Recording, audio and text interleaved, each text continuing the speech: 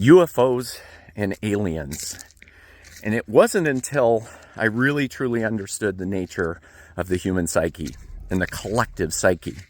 So when you see it and we understand that there are the fragile psyches that have basically no backbone, and then there are the brittle psyches, and those are the ones that have the backbone, but they have no flexibility. They can't be dynamic. They're a static system.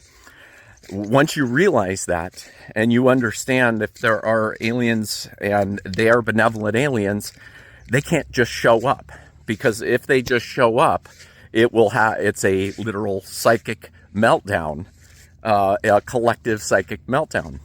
So but when you start to understand this, you start to understand these crazy anomalies, like, these ideas that the government knows about them, but they're not revealing them to the public.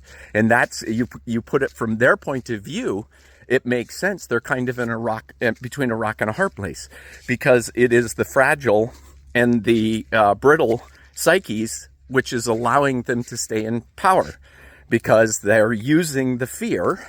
The government saying, I'll keep you safe, I'll keep you safe. They're using fear in order to keep people under control.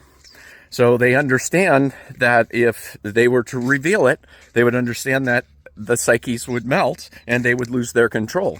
So they're on the other side of holding it back, staying in control for a while, or perhaps ramping up the fear to kind of maybe make themselves believe the aliens don't exist.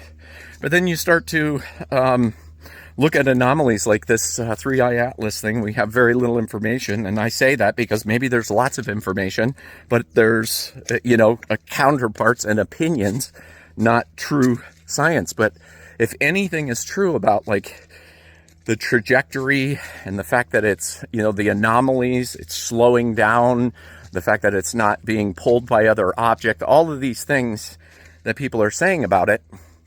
But then you say to yourself, well, but if they are aliens, why won't they just pop on by? Well, wouldn't this be a great opportunity to just start putting this information in front of people? Because that's what's happening. People are discussing it more. The idea, maybe starting to cause some of the fragile psyches to question themselves, and the brittle psyches to begin to relax a little bit and become a little bit flexible. So yeah, these are very interesting days, aren't they?